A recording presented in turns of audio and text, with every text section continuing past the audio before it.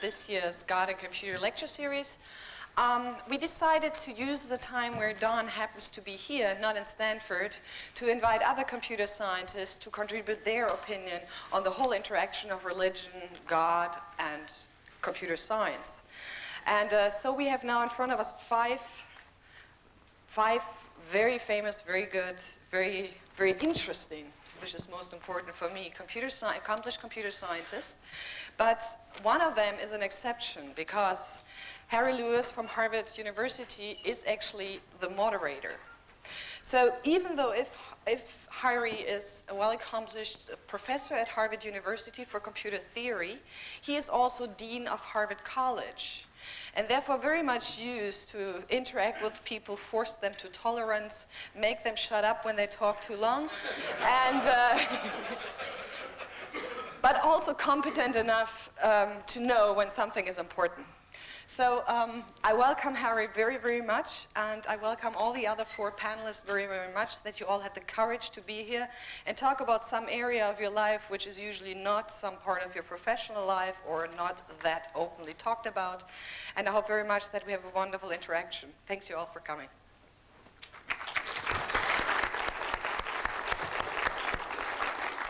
Thank you, and welcome to this panel on the subject of creativity, spirituality, and computer science.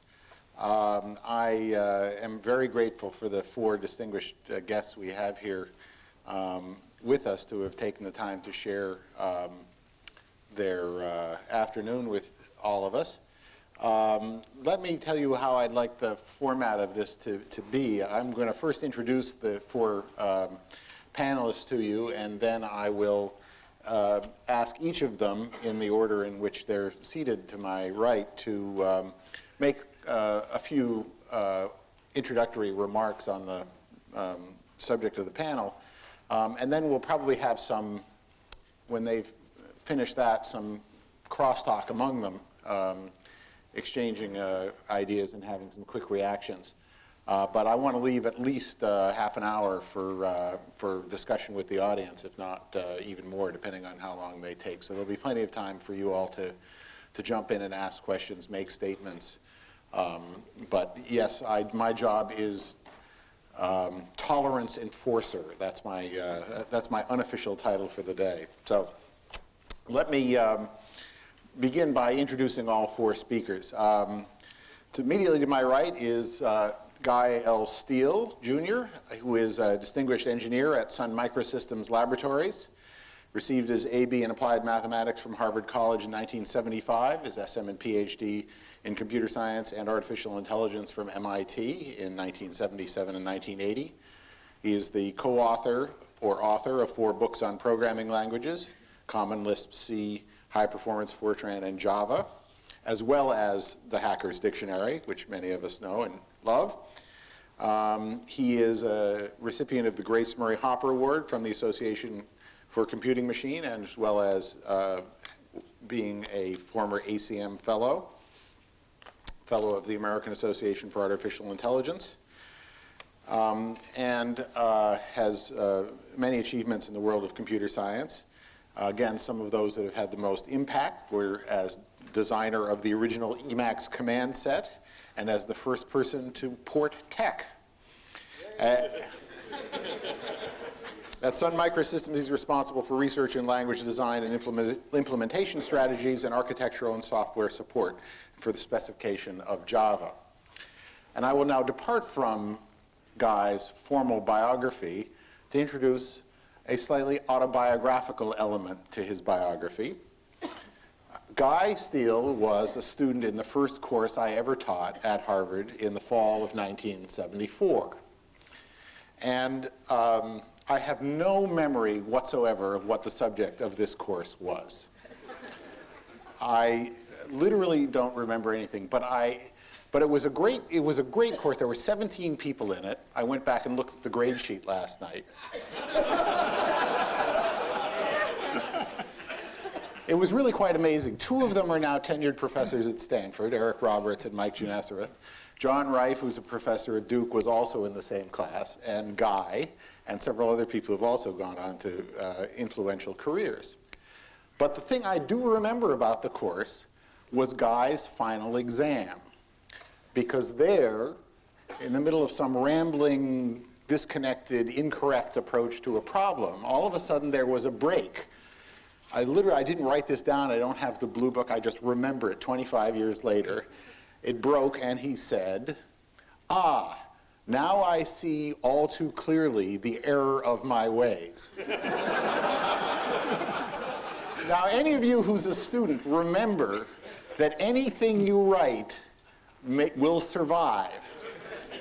And I'm sure neither one of us ever suspected that 25 years later, I would be in a position to ask him, "What on earth were you talking about?" And can you relate that, please, to the subject of the panel discussion? Well, actually, I can't remember either, and I can't remember my grade it was in the course, but I do have all my course notes. Okay. And we should get together, because I can go look those up. All right. After Guy, we will have Manuela Veloso speak. Manuela is Associate Professor of Computer Science at Carnegie Mellon University. She received her PhD in Computer Science from Carnegie Mellon University in 1992. She received the BS degree in Electrical Engineering in 1980 and MSc in Computer Engineering in 1984 from the Instituto Superior Técnico in Lisbon. Professor Veloso's long-term research goal is the effective construction of teams of intelligent agents where cognition, perception, and action are combined to address planning, execution, and learning tasks, in particular uncertain dynamic adversarial environments. And she has been working on the concrete problem of soccer research, that is robotic soccer research, not the NCAA championships. She has developed robotic soccer teams which have participated in the RoboCup international competitions in 3 different categories: computer simulation, fully distributed agents, small-wheeled robots, and Sony 4-legged robots, and has had some success in those competitions.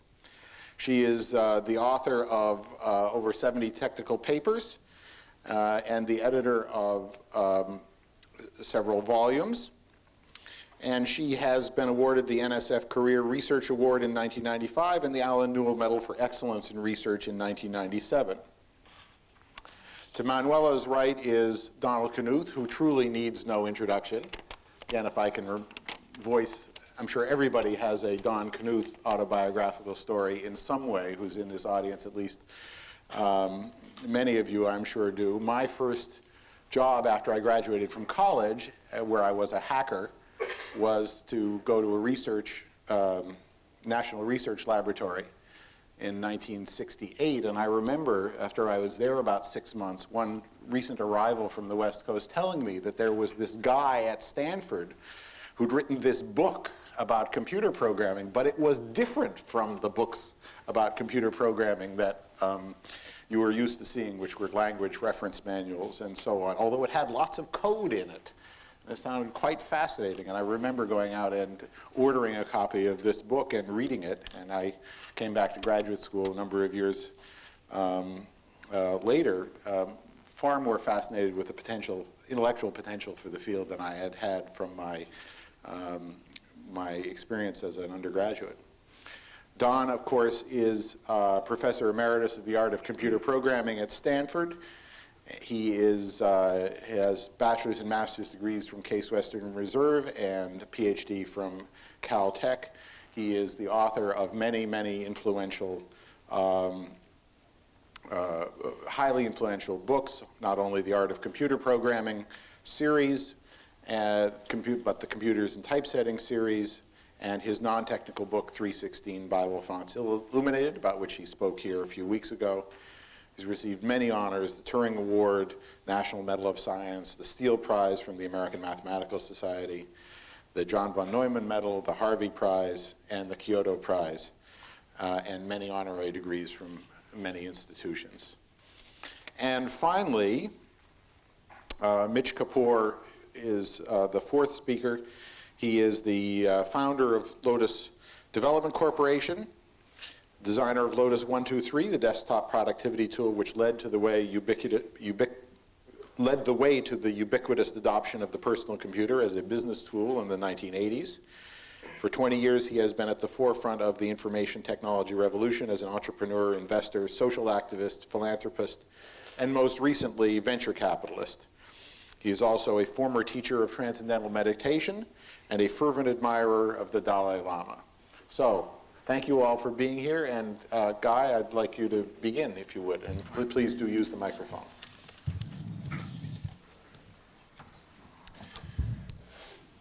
I want to talk about spiritual inspiration in computer science both as a means of study and as an object of study. The study of computer science, as we know it, is a human activity so far. Human activity is spiritual, at least in part, and therefore the study of computer science is spiritual, at least in part. But this may seem to beg the question. My point is that by human activity, I mean activity with a purpose, and I want to talk here about purpose. Why do computer science? Because it's fun? Because it's beautiful? To earn enough money to support a family? To earn enough money to buy mango ice cream at Toscanini's? To improve the lot of humankind? To serve God? For me, it's all of the above. What we call computer science is actually an interesting mixture of science and mathematics. Now, there is often a confusion between the content of science and the methods of science, and between the content of mathematics and the methods of mathematics. The scientific method is not science, but rather an extremely successful cultural convention. The content of science and mathematics, I think, has no purpose. It merely is. The content of mathematics is a logical description of relationships. The content of science is a set of mappings between the content of mathematics and the real world. A scientific theory may agree with or disagree with observations, but it has no intrinsic purpose.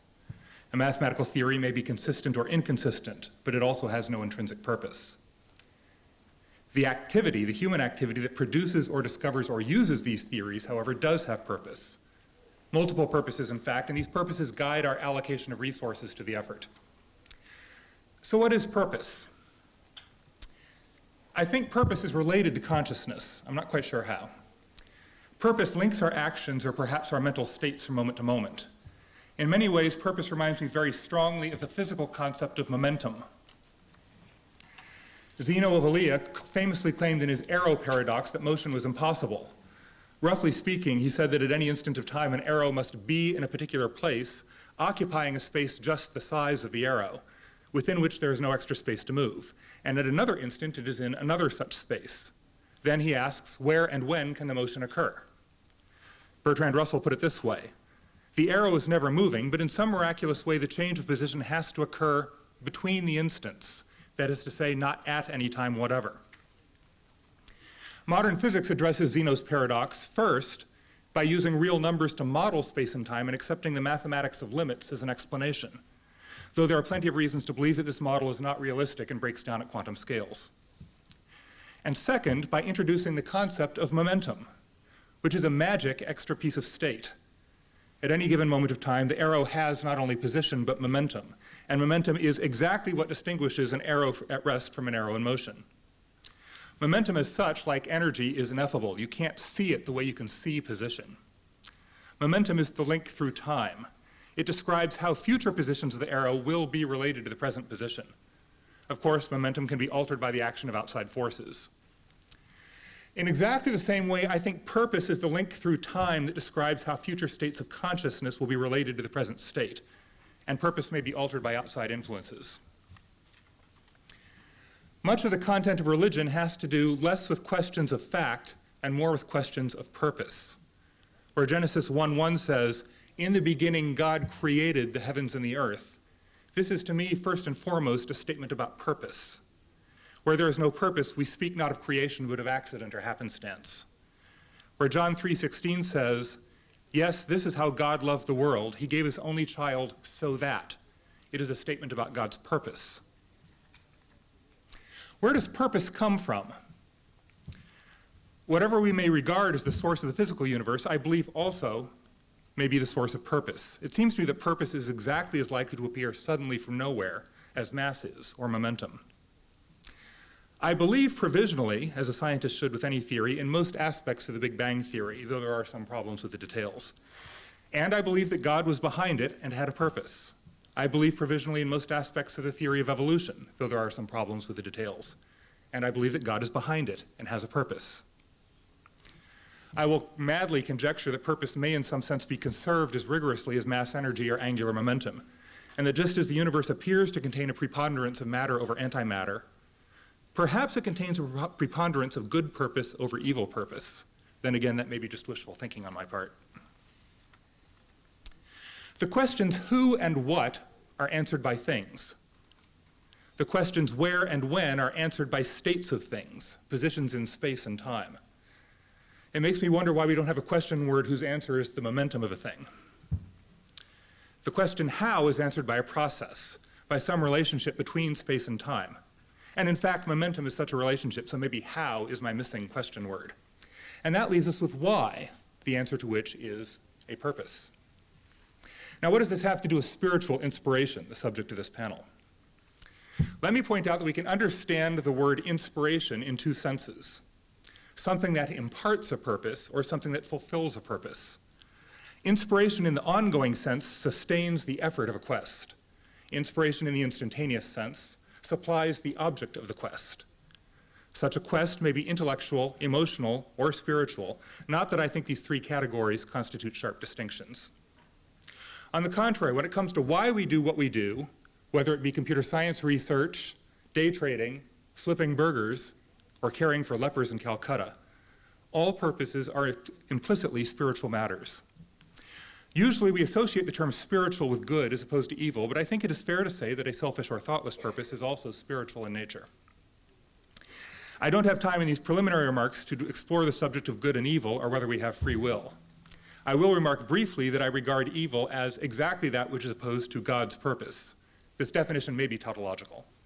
And I think that the most important aspect of the question of free will is not whether our choice of cake or pie for dessert is predictable, whether by men or by God, or whether our study of computer science was predestined, but rather whether each of us has a free choice between good and evil.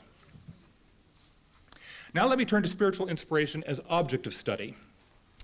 To me, the core of computer science is the study of processes, of descriptions of processes, that is programs, of descriptions of processes, that is programming languages, of descriptions of processes, which is the theory of semantics, and so on.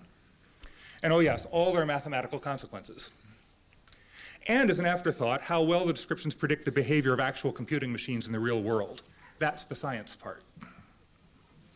We find it very difficult to discuss processes of a certain complexity without using the terminology of purpose and a certain amount of anthropomorphism. I remember being struck by a comment I found in some source code not long after I was hired as a systems programmer at Project Mac, which was the predecessor to MIT's Lab for Computer Science. The comment said something like, "This register is sacred to the garbage collector." I had not expected to encounter the terminology of religion, but sacred can mean set aside for exclusive use, set aside for a purpose, and the meaning was instantly clear to me. It expressed not only a fact, but a purpose in the code. Just as analogies to human social structures, such as committees and bus queues, sometimes help us to design data structures and algorithms, and just as the attempt to model human intellectual behavior on a computer has led to important insights, so I suspect that studying human purpose, inspiration, and spirituality may lead us to important advances in computer science. And we will use metaphors rooted in these areas to help deal with ever greater complexity. I think we will be compelled ever more in the future to apply the vocabulary and concepts of purpose, and perhaps even of religion, in our study of computer science. A Turing machine can compute anything computable if it makes the state transitions in accordance with its rules. But whence comes the impetus to make those transitions? To compute effectively, a Turing machine needs, if not spiritual purpose, at least computational momentum. As we study computational processes of ever greater complexity, we find ourselves drawn ever more to describe a process as having purpose. At first, the purpose inherited from its creator, but perhaps later a purpose of its own. And then we must face the question of whether this use of language is merely a metaphor, or in some deep sense the truth. At this point, we get into such difficult questions as to whether a computer program can have purpose, or consciousness, or free will, or even a soul. I do not propose to address this question now because I am still chewing on the same questions concerning myself. Thank you.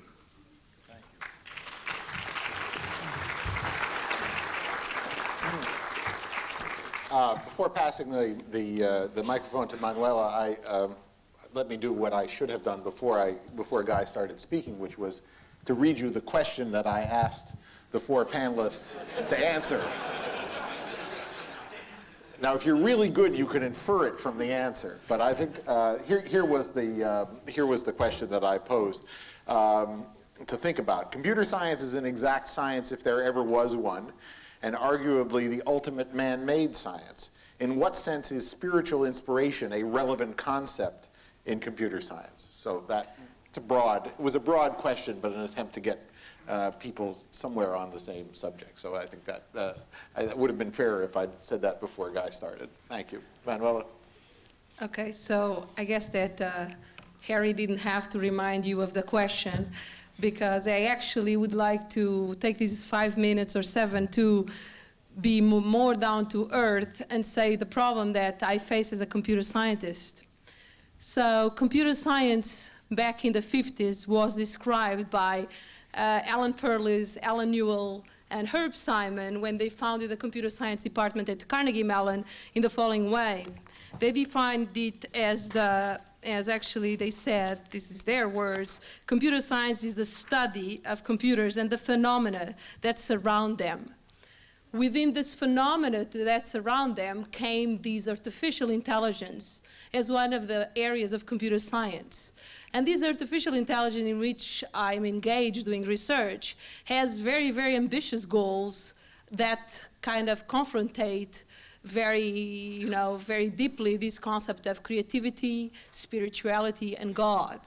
So the goals of artificial intelligence are really to build fully intelligent artifacts with cognition, perception, action, learning, creativity, emotion, all the characteristics in some sense of the creatures of God that eventually we are. So there we go. I eventually believe in God, I do, but I am also an AI researcher.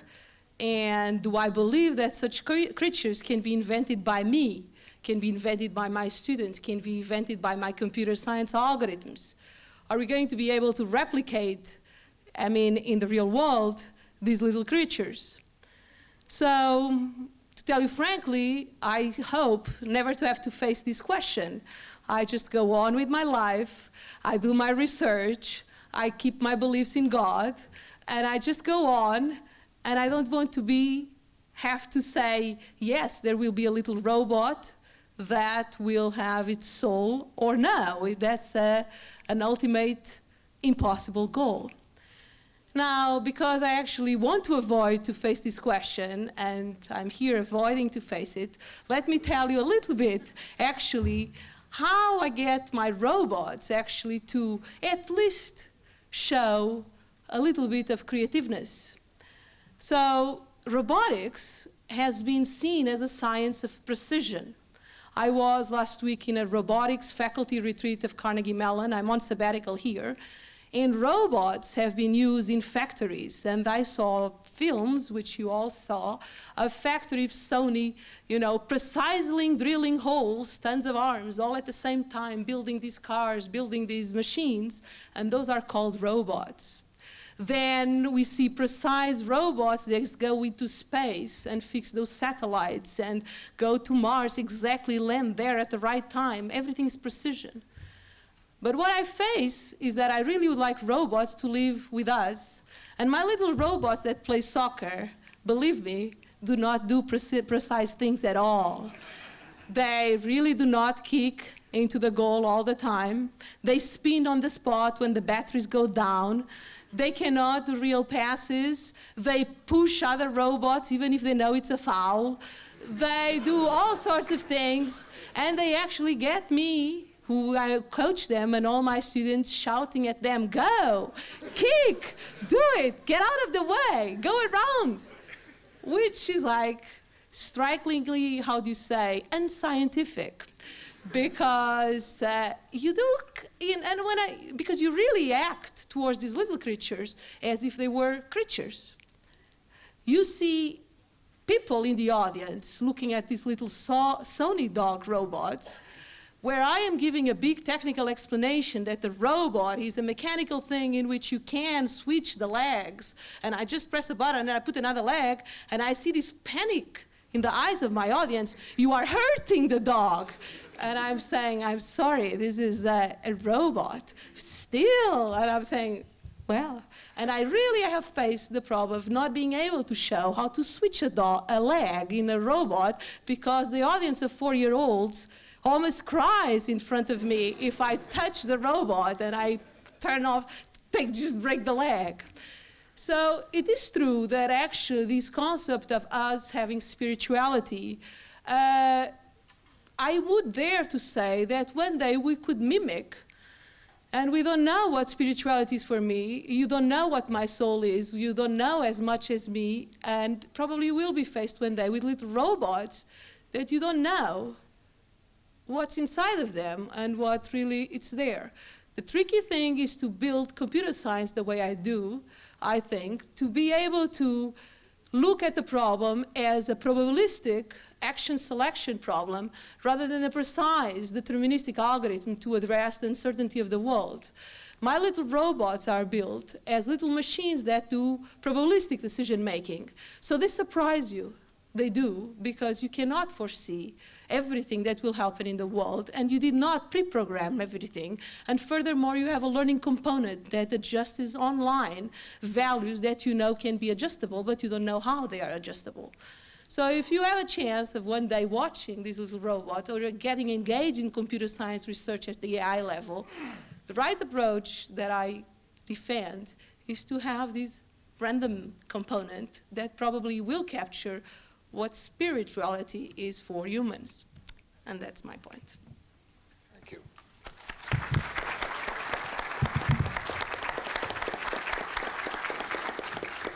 Don? Okay. Before I start, I want to mention that the general title of these lectures is Things a Computer Scientist Rarely Talks About. And I have to mention that immediately after I gave my first lecture a few weeks ago, the next morning I went to the morning prayer at Harvard Chapel, and it was Harry Lewis giving the meditation. So not only was he an exception, as Anna said, but he also was a counterexample to my statement, on which I based these lectures. I was delighted to hear the title of the panel discussion because it's about creativity and inspiration. I wouldn't have to prepare anything. I could just, I could just assume that the Spirit will move me to say something, something creative as time went on. On the other hand, I couldn't help preparing something because a couple of weeks ago when I was working on an unrelated thing, I happened to be looking at Scientific American from 1958, and there was an ad in that article I was looking at saying, this year in September we're having a whole issue on creativity in science. And so naturally I turned to the Scientific American of September 1958 to see what they said that month. And there was a really nice article in there by Paul Halmas, one of the best mathematicians who also writes well about mathematics. And so he addressed the question of how do mathematicians get their ideas, and to make it short, here's what he said: a mathematician is not a deduction machine, but a human being. New mathematics comes not by pure thought and deduction, but by sweat, experiment, induction, and if lucky, inspiration. That sort of describes the way it seems to me. Now mathematics, computer science are the two unnatural sciences, or artificial the science, the things that are not that are based on artificial, created by people instead of in nature, and that makes them somewhat different from the other sciences, because in mathematics we can actually we can actually prove things and solve a problem and know that we've got the answer. While in the natural sciences, you just get more and more evidence for things. Now, another thing I want to tell you about is an experience that I had that relates to this idea of creativity. It was a little more than 25 years ago. I woke up in the middle of the night with the sort of knowing that I should write a little book called Surreal Numbers. And I'm not going to tell you much about this booklet. It turned out it's a little novelette, but I just figured it would be the coolest way to describe a theory that John Conway had told me about a few months before. And so we were on sabbatical that year, living in Norway, and I told my wife in the morning, I decided before I finish The Art of Computer Programming, I've got to write this other little book, but I can do it in a week. And so she said, hey, this is good, a nice time for you to do it. And so we arranged it that I could rent a hotel room in downtown Oslo for a week in January, and actually this hotel was very near where Ibsen used to live, so I figured maybe some of his vibes would get through to me. And when I went there, it was a fantastic experience. Every morning I would start out eating a big Norwegian breakfast. This is anybody ever been there will know this. It was enough to keep me going. I didn't need lunch, and then I would work on this book. And then about 2 o'clock in the afternoon, I would get to a stumbling block, something I couldn't, I couldn't advance it anymore. I had to think about it, so I'd go out and walk around the streets of Oslo for an hour or so, and all of a sudden the solution would present itself to me. I'd come back to my hotel room and I'd start writing, and have a leisurely supper in the evening, and then go back up to my room, write some more. But the amazing thing was then that the book was seeming to write itself. In fact, after I would turn out the light, after at the end of the day, the next paragraphs would come to my mind, and I couldn't go to sleep unless I would turn the light back on again and jot it down. The ideas were coming so fast, I only had time to write down the first letter of every word. So I would basically put them all down and then sleep very soundly, and the next morning after breakfast, figure out what I had written, and I was ready to go until 2 o'clock again. And this went on for 6 days, and it seemed to be like, I can understand now why people had this idea of the muse, of a muse sitting over your shoulder, and it seemed to be, in a way, not exactly dictated to me, but anyway, the funny thing was at the end of 6 days, I finished the book, and then I rested. And on the 7th day, I tried to write a letter to my secretary telling her how to type it up. And I would get in the middle of a sentence, and I couldn't finish the sentence. I wouldn't, in other words, all of a sudden, the muse had totally gone. I would get to the middle of a sentence, I wouldn't know what I was going to say in this sentence, and I would scratch it out and start again. So this was, now many other times in my life I've had this feeling that I'm being inspired somehow in a magical, I have no idea how, but this was the most intense thing of that. Now, the other thing I wanted to talk about is this book by Dorothy Sayers, The Mind of the Maker. I brought it with me to Boston because I hadn't had time to read it before, and it turns out it had been recommended to me, and it turns out I think it's a wonderful discussion of creativity and spirituality and so on, and she wrote it in the early 40s, I think, and it's really, I found lots of interesting things in there. For example, one of the first points that she made that impressed me was that that ideas don't satisfy these principles of conservation of mass or energy or momentum, like Guy was talking about. You know, you can get a new idea without having to destroy another idea in the first place. And in here, she found a very strong connection between what goes on in her mind as a writer. I mean, I think she's probably the best writer of mystery stories that have ever been done. Her mystery stories not only are mystery stories, but they have many levels, and wonderful character development and other aspects all the way through. It's so rich, it's wonderful. But she talks about her experiences as a writer and how that and that kind of creativity, how that gave her insight into the Christian doctrine of Trinity, there are three aspects of this of her work that she sees as writing. There's the creative idea, there's the embodiment of that idea, and then there's understanding and the communication of that idea. And she saw that actually was three things in one. Now.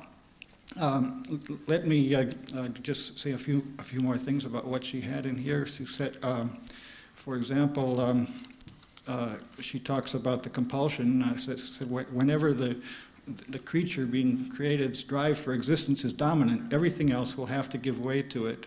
The creator will push all other things aside and get down to the task in a spirit of mingled delight and exasperation. I liked especially the last chapter, which is about problem solving, and she points out that in mathematics we can state problems and then we solve them. And I remember once Frances Yao telling me how she can't, you know, she's really interested in solving computer science problems in her research, and then she finally solves it, and 2 days later she's come up with another problem. So you never get to the end of it. And in fact, this is the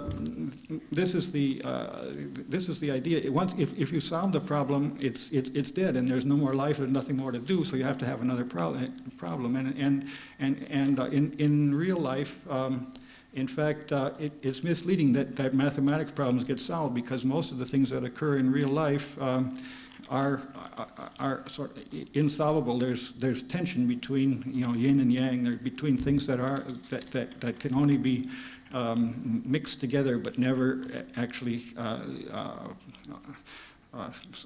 solved. So the artist doesn't see life as a problem to be solved, but rather as a medium for creation. And she doesn't just throw up her hands and say, well, if these problems in real life are unsolvable,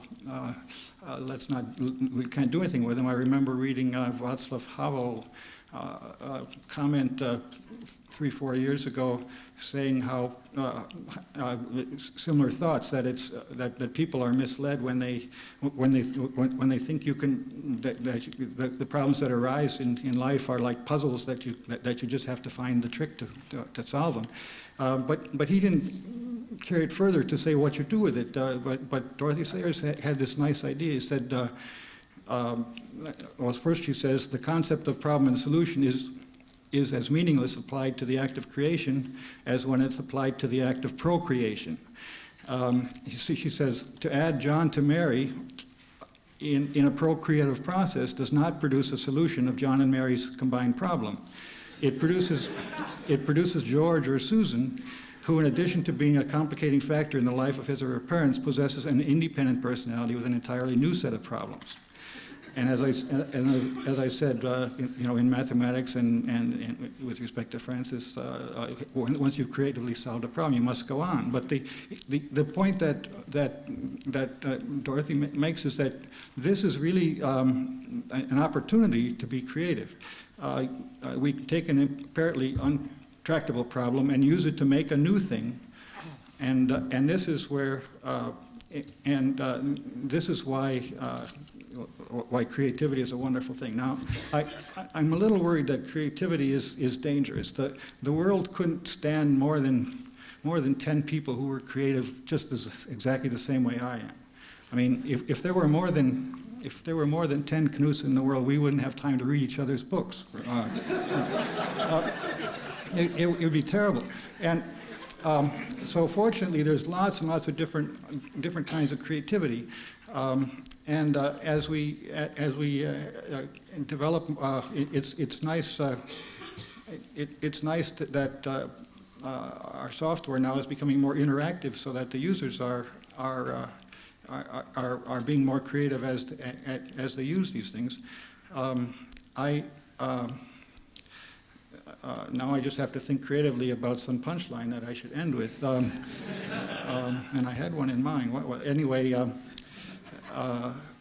so I believe that it's not going to be dangerous for everybody to be creative. In fact, and I'm glad to see that trends are now that we're assuming that everyone, and not just people who. Not just a few people in every city are acting creative. In fact, I guess I see the security guards and all the people that I meet at the tech center every day are being creative in their conduct of life. All right.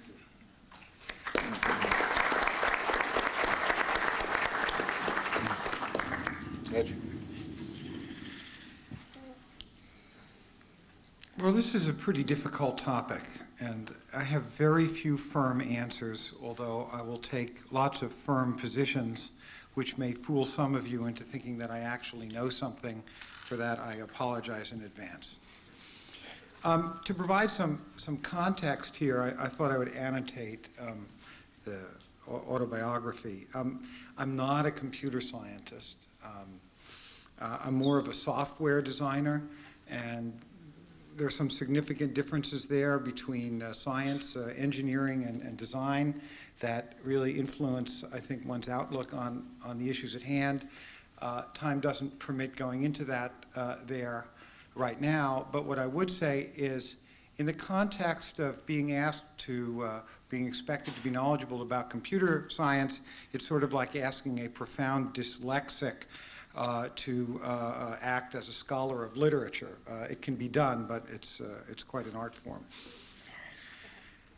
A bit about myself. I am Jewish by birth and cultural tradition. The particular branch of Judaism I come from doesn't have spirituality. We have guilt. But for whatever reason, for about 30 years now, I've had a strong interest in spirituality, whatever that is, and I'll try to get into that, and in particular forms of spiritual paths that come out of the East, out of India and China and so on. I had become a teacher of transcendental meditation in the 1970s. It was a very interesting experience. I can tell you that people really don't levitate. And in fact, it is a cult, at least if you get highly involved with it. So I have a lot of bruises acquired along the way from some of my involvements. I'm kind of a Buddhist fellow traveler in the sense that I have a lot of affinity for a Buddhist way of thinking, but I just can't seem to make it in any organized religion, including Buddhism. So that's why I would say I'm a fellow traveler rather than practitioner. Oh, and on the God issue, I think it's a very interesting and particularly Western conceit to so closely link God and spirituality, as if without God there is no spirituality. There are some billions of people on the planet that just operate from a different point of view, that are very comfortable saying that they operate in a spiritual context, and the issue of God is one that is not front and center. I'm a kind of devout agnostic on the God issue. We'll see what happens, but it's not a native thing inside my framework, whereas spirituality is. So, and one more thing by way of context, just so you understand that I am perhaps a bit peculiar. I am really, genuinely, sincerely not a materialist in the following sense. There are a lot of people who really genuinely believe that what there is comes down to molecules and atoms and subatomic particles, and that's it, period, in terms of the fundamental constituents of what there is. And I'm kind of on the other side of that in saying that that stuff ultimately, in some sense, feels to me to be an arising, a manifestation of something that is a lot deeper and a lot more mysterious, and something that in some way I cannot articulate fundamentally also has to do with awareness or consciousness. Given that, where does all this intersect with computer science? There's a remark that I've heard ascribed to Marvin Minsky, but I have no idea if Marvin actually said this or not, and in this context it doesn't matter. But allegedly, he said, in effect, that he vastly prefers a virtual sunset to a real one. I hear enough giggles to suggest that you've heard similar things. And I've always been really puzzled by that, as I am a big aficionado of the virtual and that which we can create with and through computers, whether it's in simulations or robotics or productivity tools or, name your favorite thing to do with computers. But in the department of sunsets, I've always found virtual sunsets to be wanting in that they always sort of bottom out. If you meditate on a virtual sunset, sooner or later, like, it dissolves into pixels or something like that. Whereas a real sunset to me, of course I'm speaking mainly metaphorically, but not entirely, is infinitely mysterious. There is always something new to discover, or some new experience of sunset which is possible. It's a kind of a guarantee about reality that, despite our considerable progress in the creation of the virtual and artificial, we really haven't even come close to touching. And so, personally, this is not a view I would seek to convert a single one of you to, it strikes me that some of the hard AI goals of that program, broadly speaking, which involve the creation of creatures or entities that are really like us, is idolatrous in a way. Even more important, I think, though, it's ill-fated, because I think to believe that is to miss something about the sort of fundamental depth that people have and can have by themselves, in their own awareness, with each other, in relationships, and collectively. It's this enormous depth, and again, I'm speaking mostly metaphorically here, that I think distinguishes the human condition. It is what makes us capable of the worst evils and the highest goods. And I think the domain of the spiritual is the one, or one of the ones in the society, where we get to ask fundamental questions. Who are we? Where did we come from? And how is it that fundamentally things are the way that they are? For me, those questions have always been very resonant, and I found that various spiritual traditions and teachings have a lot to offer as investigative tools along the way. And so, coming back to computer science and that which can be made from it and with it, to the extent that it too is seen and used as a tool to help us understand ourselves and reality better, to give us some insight, to extend ourselves, to, in the words of Doug Engelbart, one of my great heroes, augment our intellects. I think it is a wonderful and terrific thing and serves spiritual purpose. And some of the artifacts and theories that we create, if they're a celebration of that deepest humanity, can also be viewed as spiritual works. So ultimately, I do think that there is quite a lot of harmony, at least potentially, between spirituality and computer science. Thank you.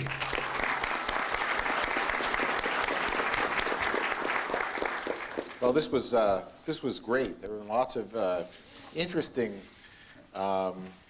lines thrown out here. Anthropomorphizing spirituality, the opportunity that some graduate student has here to create the first guilt-driven computer system. I'd like to turn to the panelists, first of all, to comment on anything that any of the other panelists have had to say. No fair commenting on your own comments. Don? Yeah, just quickly, what Mitch said reminded me of a BC cartoon I saw about 10 years ago, where there's two guys, Johnny Hart's strip, and there's two guys looking at a sunset, and one of them says, "Oh, isn't this a wonderful sunset?" And the other one says, "Well, I'd like a little more purple over here." Wouldn't we all? Yeah. No, I mean, it's just, these. It just struck me how when you know that something has been planned, you have a higher standard of beauty for it. But somehow sunset, we don't expect it to be absolutely perfect. And so people always say, well, why didn't God do it this way a little bit better? Why did He make the universe so sparse? Because He could pack it with a lot more stuff and get a lot more done and so on. Anyway. Manuela? Yeah. I'd just like to make a comment to Mitch again on these AI being ill-fated. So, it was too direct, Mitch. So let's see. I really, like I said, I do have also a problem of accepting that we are going to really have robots that are like humans. But if we think, well, we are happy with living with tons of other humans that are deficient in some ways. My liver doesn't work probably as well as yours, my lungs, I don't breathe as well, I don't know. We all have defects.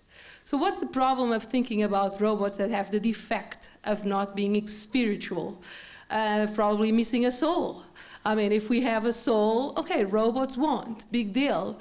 We have, I don't think that that's that much of a problem because, we are not perfect. So what's the big deal of having AI, having a goal, of having humans that are not perfect just by this little aspect? They don't have soul. Is their soul challenged? Well, I don't know, but why do we think that that's a problem? I don't think it's a problem at all. Oh, great. So we all agree. You may have misconstrued my remarks. No, I think this stuff is really cool because it sort of shows these systems are very interesting because they show a lot of emergent behavior that you wouldn't predict from seeing any one of the parts. They're very bottom up instead of top down. And mind you, it's a panel. You need to say something provocative to say. It was in the panel handbook. But no, the only thing I have an objection to is this kind of golden calf vision of AI that I suspect finds something weak and flawed about the human condition, and it's this Pygmalion attempt to create something more perfect. And I find that as a theme that undergirds some AI research, but I'd certainly never make the case that any given researcher is driven by that. It's just kind of a pet peeve that since I'm on a panel here, I thought I'd sound off on. Guy, I'll turn to the audience in a minute. I'm going to give the panel. Actually, I think it'd be a great achievement just to produce a robot that's as screwed up as I am, and that's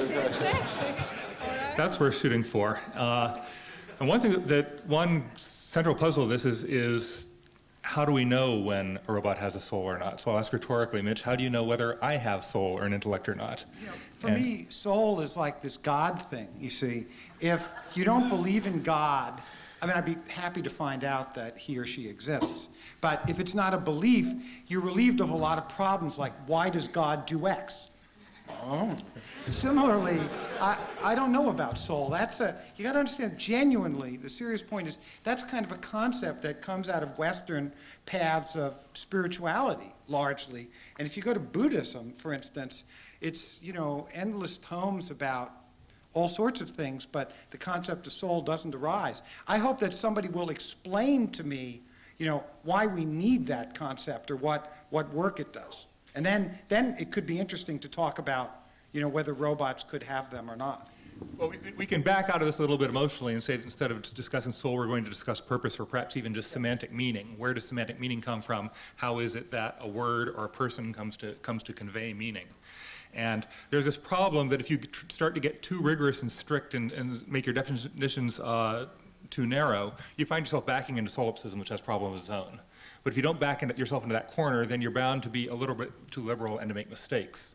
As, for example, the 4-year-olds in thinking these little robots are alive or perhaps feel pain. Well, maybe they do. I'm not sure. The other thing I'd like to... They don't. Okay. I will take your word for it. I'd also like to make a couple of responses to some things that Don said. First of all, I wouldn't mind having 2 or 3 Knuths in the world. Maybe you couldn't stand it. On the other hand, I concluded long ago that I couldn't keep up with even one Asimov. So I think you're putting out about the right amount of stuff, and we're grateful for it. But I would like to push back on the idea that on the notion that you can create a new idea without destroying an old one. We like to program in Lisp or Smalltalk or Java and pretend that we can cons new objects without destroying old ones, but eventually you run out of memory and have to pay the piper. And if your mind is finite, as I think mine is, I think that's a more useful model of it, then I think I agree with Sherlock Holmes that after a certain point, for every new idea you take in, you've got to get rid of something else in your mental attic. And finally, I would like to allude to a theory that I actually heard from Jerry Sussman, that it's very important that you sleep because that's when your brain is garbage collecting. And a dream is when you get interrupted in the middle and there's junk left in the registers.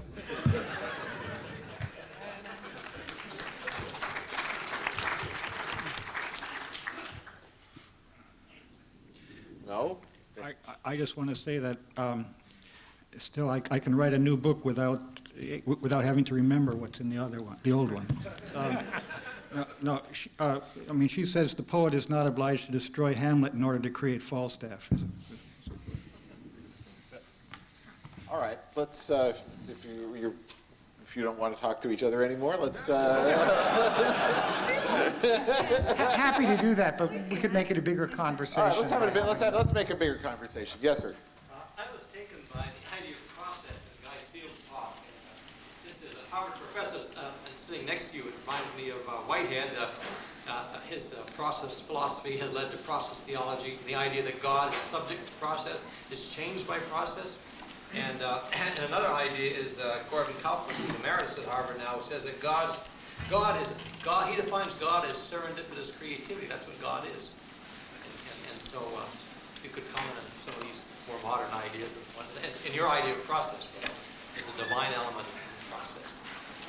I have to admit to being relatively ignorant of process theology, and I don't have a particular opinion on it one way or the other. I think it is possible that God is at least all of those things, but my general finding is whenever I try to say God is something in the attempt to cut something off, I usually end up being wrong somehow. Just because I think a set of finite descriptions maybe doesn't capture everything there is to know. At least, well, I'll stop there. Anyone else? Bob? Okay. Sure, go ahead. Okay. I guess it starts from what Guy was talking about. There's an area of thought that says that something does not truly exist without a purpose. For instance, if I have a hammer and I hang it on the wall, it's not really a hammer. It's only really a hammer when I'm using it to drive nails. Which kind of begs the question, what is the purpose of a man? From what you were saying, I got the impression that that you feel that the purpose of a man is advancing God's will. That just as we build systems, software and hardware to advance our will, that God created people to advance his or her will.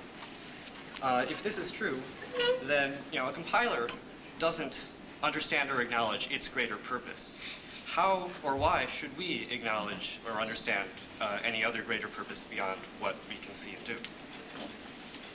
Who are you asking? Well, that's mostly directed at Guy Steele, but I would love to hear anyone's answers. Gee.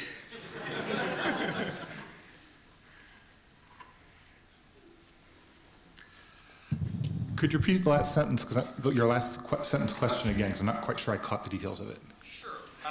If we exist, or if our purpose is to be advancing God's will, that's likely outside the scope of what we can understand and acknowledge. How and why should we understand and acknowledge that we exist for this purpose, or we exist for the purpose of advancing some will that we do not know?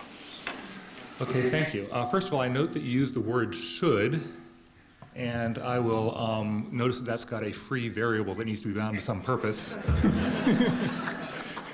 So to whose purpose should I bind that flapping free variable? My purpose, God's? How and why should we... I'm pointing out should is a loaded word. Yeah. But I have to admit that no matter... Okay, well, I'll let you off the hook there then. I think that, however, that no matter how we bind that, that there's this problem of knowing what God's purpose is and trying to align ourselves with that. And there's a question of whether you think that that can be somehow derived or deduced in a rational method, perhaps using the scientific method or some other, or whether that has to come by means of faith or divine revelation or the throwing of dice or whatever your preferred method is. I happen to like the inspired revelation myself, and even that you can try to cross-check in various ways. But I admit that ultimately, there's no way I can prove to you that we should do this or that. We kind of muddle along on faith, I think. Anyone else? Respond to that? Yes. I just want to go off the Mitch. Remember, I'm here to enforce tolerance now, so go after is a little aggressive. I'm your husband and known to be intolerant. Okay. Oh, for you, there's... The point, I don't have to have a religion, but I'm going to quote, God made man in his own image. That's a recursive definition.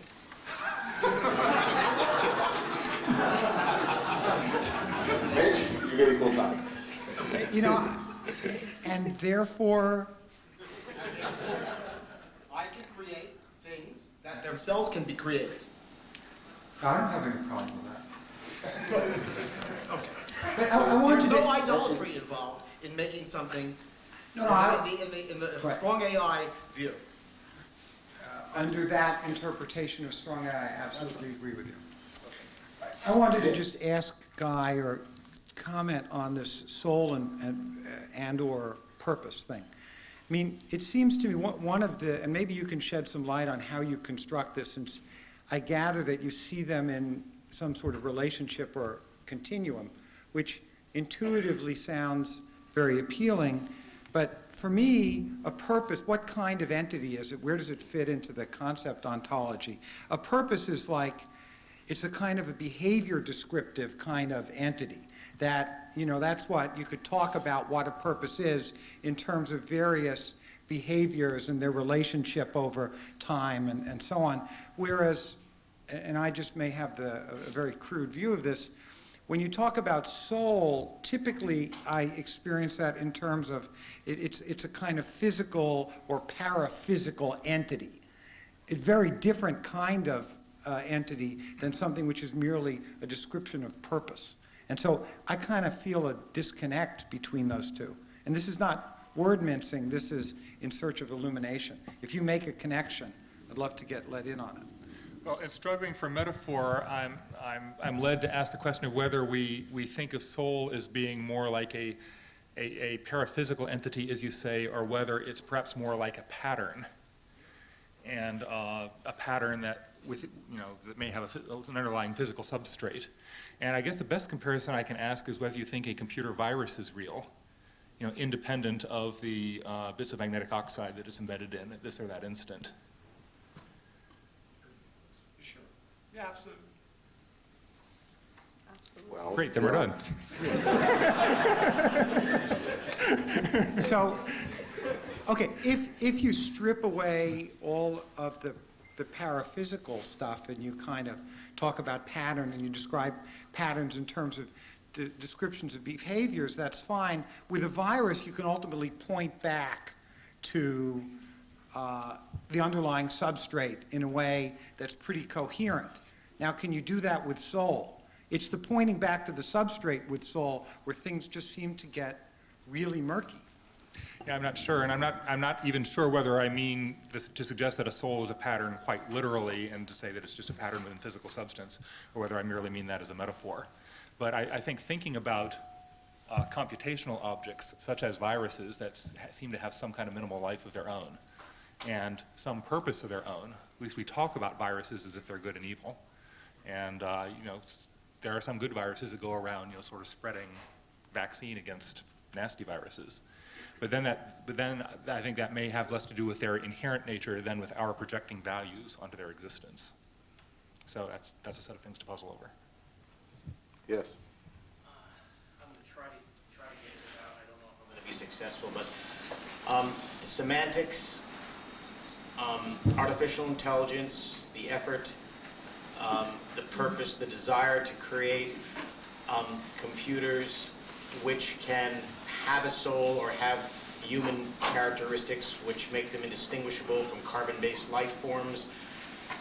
In all the discussion here and previously, there is an incredible void that is left out. I think most of the people here probably are in computer sciences, and maybe a lot of people who have a lot of faith. One thing that is always missing is the nervous system. It is theoretically possible, and at this point it's much not just theoretical, there's good reason to think that it's just a matter of time before a reality can be created which is indistinguishable from real reality. This entire conversation could be taking place in a black box, indistinguishable by any sensory modality. A perception of soul could be something which can be defined in terms of a neural correlate. That's something which is not politically correct to go sit still because it seems so massively complicated. It is not becoming that way. In 10, 20, 30, 50 years, we're going to be on a whole nother wavelength from the point of view of the nervous system. And Your evidence for this is what? evidence For the strong claims you just made about what's going to happen in 20 or 30 years? Evidence. Evidence. You just cite something so I have a marker as to what your beliefs are based on. Well, when you have virtual reality now that seems to mimic it to a certain degree, I mean, each generation, every 5 years, 10 years, we're able to reproduce a reality, virtual reality getting closer and closer. It basically stimulates the nervous system, aspects of the nervous system through artificial stimulation. It seems to be, could be straightforward, clear that we are heading towards that, and we're going to be able to examine that from the point of view of the nervous system. This, and indistinguishable. You cannot distinguish, well, this is a real thumb or an artificial one by touching it or any other thing. That is going to happen. Well, I have to say, this is, I'm glad someone spoke up for that point of view, because it was precisely that point of view that I was intending to attack severely and undermine. So I'm glad. No, I mean, if you just do a little bit of cultural history and you look back at the history of such claims, that in 10 or 20 or 30 years, we will be able to do X. They're all variants of the harshly strong AI claim. None of them have come true. In fact, what we see is that the goal is rather more distant than we ever thought it was, especially as we learn more about people. So there's a set of that, looking at that body of evidence, and you just go back to see what people were saying in 56 and 66 and 76 and see where we are now, is a contrary body of evidence. And well, it's worthy of a debate. But let's. There are lots of people who want to comment on this, but I'm actually going to take a poll. Okay? You heard the claim from the front row. How many people believe it? You want to repeat your claim?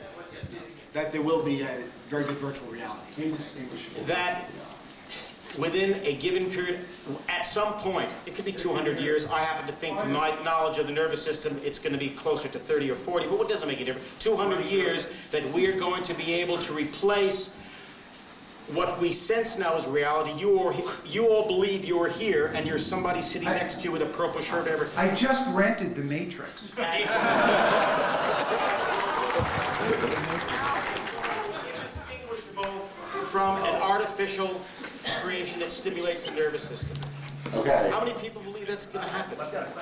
What? Beg your pardon? Does he mean the Organic brain? What does this have to do with today's subject? It's my question. Well, I don't know. It seems to get an argument going. Just state the claim. All right. The claim is too vaguely stated to take the poll on, because everybody's going to interpret what he said differently. Okay. Let's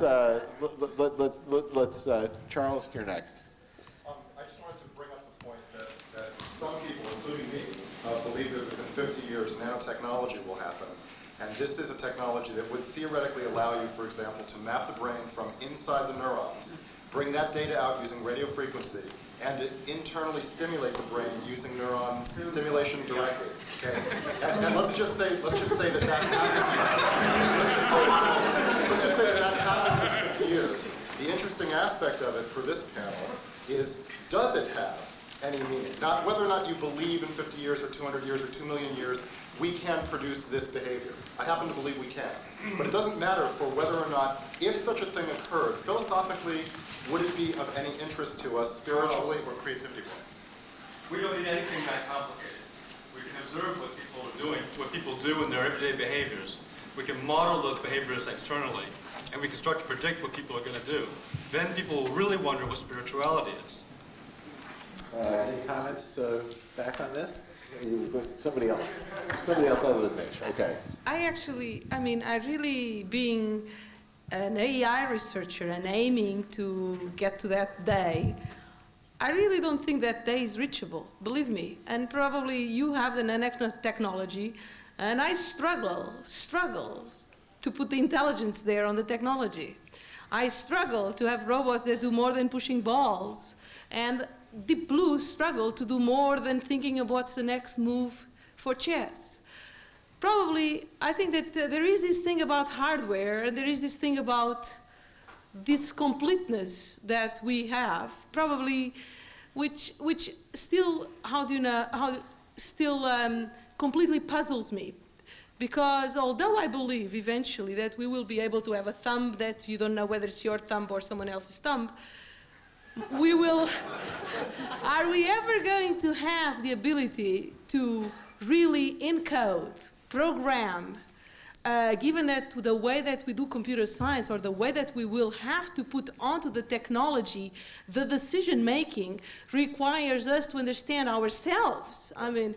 And this is like my big question.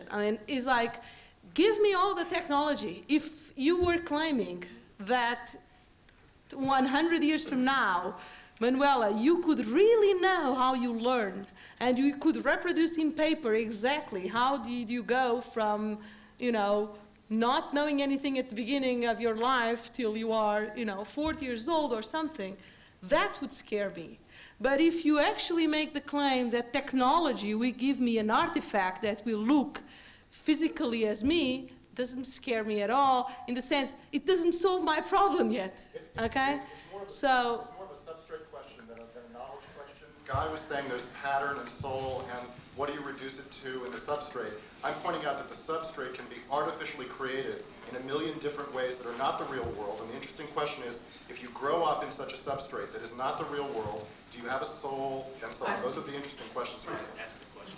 Okay, Guy, you want to take that? Okay.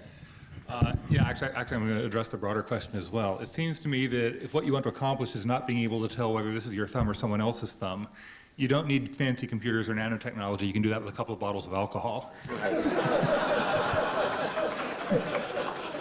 And we have some experience with that. Well, humanity at large has some experience. I don't drink much myself. But there may be another obstacle to doing what the gentleman over here in the, is that a pink or an orange sweater? I can't quite see it from here. Salmon sweater, yes, has suggested. Thank you. Good, now we have a name for you. There may be another possible technological obstruction. I'll dredge up an old, slightly weird conjecture that I published in a paper back in 1981 in reply to something that Doug Hofstadter wrote. We were at a conference together. And there is a possibility that the physical structure of the universe may be such that the only feasible embedding of intelligence in a small enough space that you're not subject to speed of light considerations and can interact with human beings at their real time, may be the biochemical one. In fact, we may run into problems trying to build electrical, silicon, whatever computers out of other stuff than what our heads have been made out of, and be able to get it in a small enough space that the pieces can interact quickly enough that they can have conversations with us. And so that is a possible technological limitation that we shouldn't overlook in the debate. Interesting. Yes, sir. In religion, people tend to bury each other in incomprehensible complexity. And the same sort of thing happens in computer science. I've been working on trying to simplify software, and when I tried to tell my employers that they were making billions of dollars burying their customers in needless complexity, they were not amused. And I sort of felt like Martin Luther telling the Pope how to simplify Christianity. Is it going to go on like this forever? No.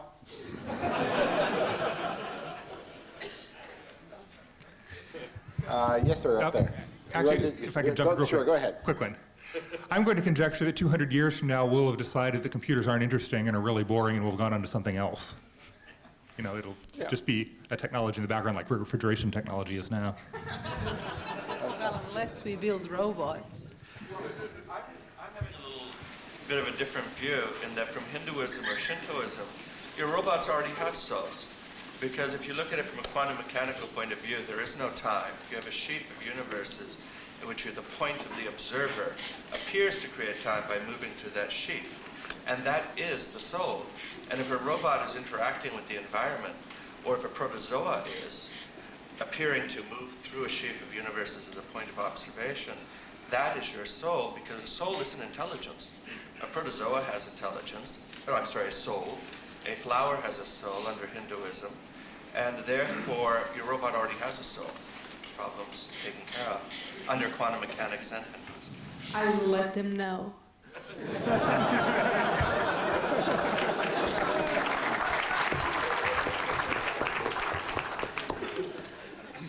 Yes. Maybe we could take some kind of a poll as to how many years people think it'll be before we'll have the, the panelists and the moderator and the audience all composed of robots.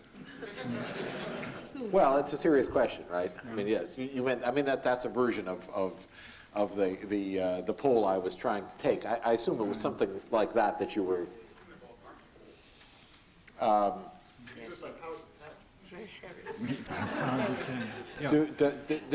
I'll just ask rather than trying to get a time limit, but just to get some sense of the audience. Do you think that at some finite time in the future, this panel could be entirely virtual? That is to say, no. What? Well, I don't know. Okay, so do you understand the question? It's pretty much. I mean, you guys, you imagine that you really are who you are, but but we're all completely artificial. How many believe what? I can't refine the question anymore. I want to ask some question of this more. Okay. All right. How many think we'll get there? Thanks a lot. How many think so? Maybe a third? Yeah, maybe a third. How many think not? Yeah, it's about 1/3, 2/3. Okay. Good. Yes, you were next. Yep. I have a question on the homework. I'm glad you brought that up. I checked today, and about 280 hits have been made on that page. I would like people to prepare for the last two lectures I'm giving by reading a neat short story by Raymond Smullyan, and I put it on the web. And I guess one way to find it is by looking at Anna First's page and following links. or you get to my homepage and then you add smulyan.html to the thing. But I think you'll enjoy it, and it's a really interesting little story on several levels. Well, I did read it. I have a question about it, though. I did read it, and my question is this. The story is called Planet Without Laughter, and in the beginning, God has created the first two people, and everybody's a believer, and everybody's happy. God injects some evil into the world, and in the end, all the repercussions play themselves out, and everybody becomes happy and a believer again in the end. The question is for the believers in God on the panel. Why is that idea helpful or useful in Christianity or whatever your beliefs are? Because why wouldn't God just leave things alone when they were fine to begin with? That's my question. I don't know what homework assignment this refers to. Yeah, I'm sorry. So, and of course, I'm going to be talking about this in the other lectures, and I'd like to let the other panelists have their day today. So I've been holding why back. don't you answer the question, and then at the next lecture when you've got the right. the floor. So anyway, I think this is a parable that helps you understand something about religion, about faith, and so on. And I actually didn't care for the ending of the story as much as I did for the middle of it. But it gets into some of the things that Mitch was saying, because it shows the limits of rationality as to how much when you get to something like humor, how do we know when to make a machine that would laugh at the right time, and would it really have a sense of humor? Okay, we only got a few minutes, and there are a lot of people who'd like to ask questions. So yes, sir, over here. I have a 2-year-old and a computer, and I'm quite certain that the 2-year-old is conscious, and I'm quite certain that the computer is not. However, the 2-year-old is not fully conscious, and the computer shows bits of consciousness at times. And it seems to me that there is something motivating the 2-year-old that is not present in the computer. And until we get some sense of where that comes from, we're not going to make a whole lot more progress on the AI stuff. Consciousness seems to me to be an interesting source. And I think this question of materialism is key. Do you believe that consciousness arises out of material events? Or do you believe that material events arise out of consciousness? Amen. You said it very well. I hope people on the web can get to hear that. I hope you weren't hoping for an answer to the question. Yeah, you want I think that, how could we answer that question, right?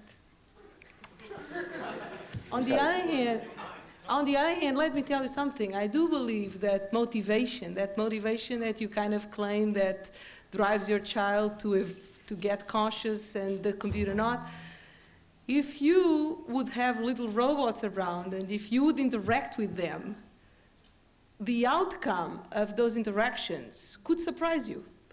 I just think that we have to move one step ahead and think that robots can live around you and you can kick them and you can pet them and you can just say hi on the way. Maybe they never answer, but you don't know. Depends on how you program them. So the motivation might be on our attitude towards these little things that we create. Mitch, do you want to? Oh, yeah, go ahead. I mean, first, two things. Just echo, that's a really deep mystery.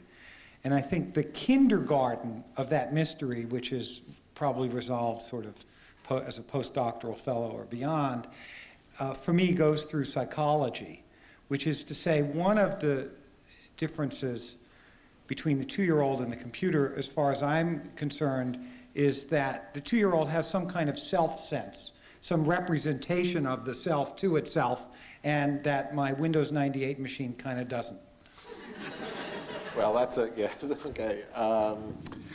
So I had a question, but first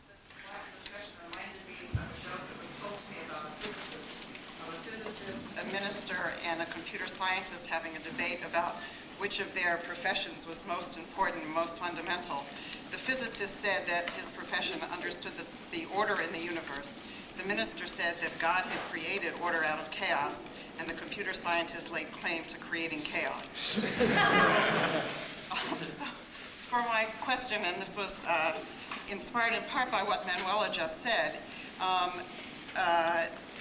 someone talked about, I think it was Mitch, said something about interaction becoming more important. As we look at computer systems today, comparing them with 30 or 40 years ago, there's much more emphasis on interaction with people and among the computer systems. And there was just a reference to Genesis, and God creates a companion for Adam, thinking he shouldn't be left alone. And so I'm wondering whether you think that having more than one creature is important, in fact, for the evolution of spirituality, consciousness, whatever this whole piece is, and if then they have to be creatures of the same sort or they can be different creatures. Creatures of different sorts. Yeah, I really think that's a very good question. Let me just, I think that this will be my last comment, but let me just tell you something.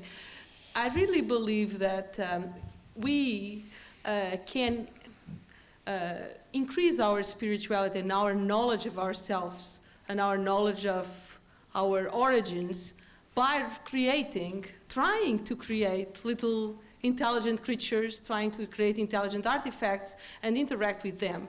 I mean, if you think well about in the history of science, at the beginning we thought that the Earth was the center of the universe, and we were very disturbed by knowing that we were not. After all, you know, the sun was there. God, I mean, how could we be going around the sun? Then we went, and we always think that we are the center of everything, but it has been through science that really, probably, science has forced us to know more about ourselves, to know more about the world. I do believe that the goal of AI is to know more about ourselves, about the world, about how to interact with, and creating little artifacts, physical artifacts, will, if God exists, which I do believe, will never contradict the existence of God, period. It will just actually make it even more visible. Now, how,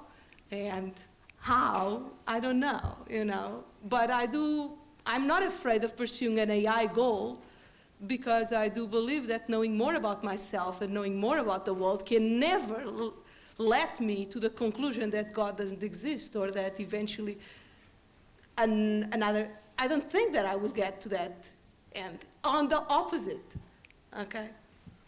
Okay, last question, and we'll have to make it a quick one. Thank you. The answer will be a long one. This whole discussion describes one thing that speaks to me.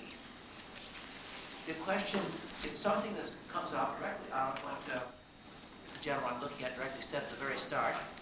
And unfortunately, my second 39th birthday, I can't remember the names as fast as I used to. But the levels of things you've described there, the descriptions. We've been talking all the way about, there's a level of concepts that you keep piling up. We have the concept that God created things, and the first thing you find out, he created a universe apparently the concept of imperfection is there. And then you pile up and say, what is the criteria for imperfection? We find more and more ways in which we find, in a certain sense, this is imperfect. There is no concept anybody ever bring forward here which somebody didn't say that was inadequately stated, not completely stated, it leads to another problem, and the answer is still imperfect.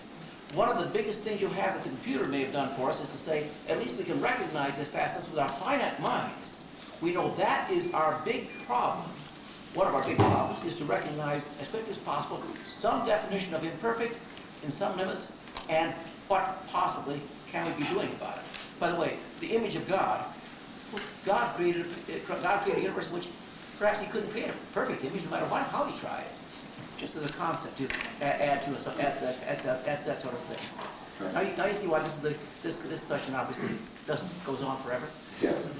Thank you. And unless anyone wants to pick up, I'm going to thank all of the participants very much for their contributions. Thank you all for being here.